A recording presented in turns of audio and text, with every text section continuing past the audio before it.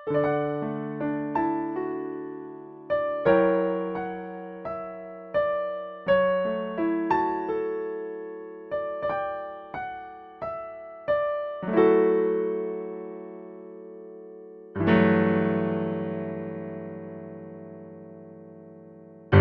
5, 2022, may mom diagnosed with chronic kidney disease dahil na-discover na mataas ang kanyang creatinine.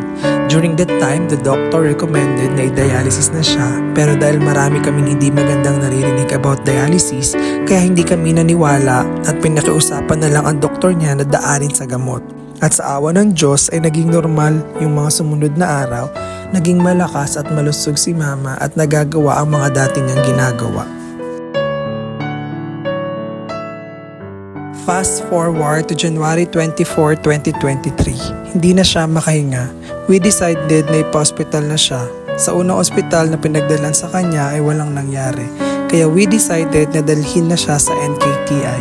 Ang creatinine niya that time ay 700. Kaya same diagnosis but with internal bleeding due to ulcer. Kaya 3 bag din na dugo ang nasalin sa kanya para tumaas ang kanyang hemoglobin. January 27, 2023, that night we thought na idadialysis na si mama dahil naging 750 na ang creatinine niya. In-explain na sa amin kung paano ang proseso ng pagdadialysis. Umiyak na kami noon pero dumaan kami sa church para mag-pray na wag ma-dialysis si mama. Pag-uwi namin, tumawag si Papa. The doctor not recommended my mom na mag-dialysis kasi 1,000 pataas ang for emergency dialysis. That time, naging careful kami sa food niya. Nasanay kami na walang lasa ang pagkain. At first, mahirap pero we survived. November 2023, lagi nang daing si mama. Hindi na siya makatulog, laging kinakate at nahihirapang huminga. Ibig sabihin ay lumalabas na ang mga sintomas ng CKD. Kaya noong December 2023 ay sinelebrate namin ng masayang-masaya ang Christmas at New Year dahil nararamdaman namin na malaki na ang chance sa madialysis si mama. Naganda kami ng marami at bumili kami ng t-shirt at nagkaroon ng official family picture. Fast forward to January 25, 2024. Dumating na yung araw na kinatatakutan namin. Ang hospital si mama. Hindi na raw niya kaya, hirap na siyang huminga. Alam na namin kung saan papunta yon. Kaya nag-decide na kaming dalhin na siya sa NKTI kung saan bago yon ay sumuka at nag-poops na siya ng itim. Madaling araw ng January 26, 2024, lumabas yung result ng creatinine niya. And boom, 1,200 which is equivalent to emergency dialysis. Nag-iyakan na kami ng kapatid ko kay Papa. Pagsikat ng araw ay pumayag na si mama na magpa-dialysis. Kaya around 11:30 AM ay nalagyan na si mama ng IJ catheter na pagdudugtungan sa dialysis machine. Lumipas ang 2 araw. January 29, dumating na yung araw na pinakatatakutan namin, ang i-dialysis si mama. Akala namin may hirapan si mama, pero sa kanya na nanggaling, wala naman daw nararamdaman. Hindi rin daw masakit, bagkus ay guminhawa pa yung nararamdaman niya after noong first session. Kaya after noon, ay tinanggalan na siya ng dextrose. Nagsimula nang maging okay yung pakiramdam niya. At after ng isa pang session ay pwede na kaming lumabas pero kinakailangan naming maghanap ng dialysis center na paglilipatan ni mama.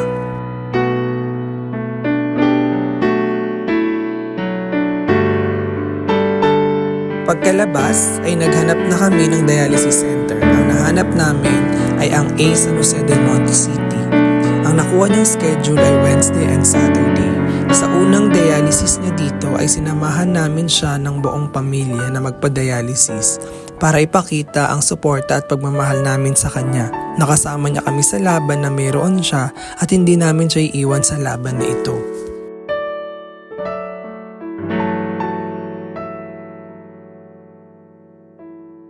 Lumipas ang 4 na oras at natapos na ang kanyang unang session ng dialysis sa ospital na ito. Naging successful at masayang-masaya siya noon at malakas na malakas. Sa ikalawang session niya rito ay naisipan kong i-vlog ang proseso ng pagdadialysis para maka-inspire sa iba. Maaga kaming umalis ng bahay sakay ng tricycle. Pagdating namin ay mag-isang naglakad si mama papuntang dialysis center kung saan ay sumakay siya ng elevator. Tinanong ko kung kinakabahan siya at ang sabi niya ay, pagdating sa dialysis ay kinakailangan magtimbang upang tingnan kung ilan ang hahatakin sa kanya ng dialysis machine. Matagal naghintay pa si mama dahil marami pang aasikasuhin bago magsimulang magdialysis. Pagdating niya sa loob ng dialysis room, ay inihanda muna ang kanyang dialyzer ang kanyang substitute kidney na magsasala ng dumi ng kanyang dugo. Pagkatapos noon ay binuksan ang kanyang IJ catheter upang linisin. Pagkalinis ay may ilalagay na ointment sa sugat upang makaiwas sa impeksyon at pagkatapos nito ay tatakpan ng itaas na bahagi. Pagkatapos nito ay ititest ang IJ catheter niya kung maayos ang blood flow. Kapag maayos ay ilalagay na ang hose na magkoconnect sa dialysis machine at sisimula ng hatakin ang kanyang dugo para linisin sa dialysis machine. Kapag malapit nang lumabas sa kabilang linya ang dugo ay ikakabit na ito sa isang access para ibalik sa katawan niya ang dugong nalinis ng dialysis machine. At doon magsisimula ang 4 na oras ng paglilinis sa kanya kung saan ay pwede siyang mag-cellphone at ang paborito niya ang kumain ng bawal, ang Jollibee. Dahil kapag dinadialysis ay pwedeng kumain ng bawal dahil isasama naman itong lilinisin sa dialysis. Pagkatapos ng 4 na oras ay uuwi na kami. Ganyan ang paulit-ulit na ginagawa sa kanya sa dialysis center. Idagdag na lang ang pagtuturok ng erythropoietin sa kanya after ng session dahil required yon na iturok dahil pampataas ng hemoglobin.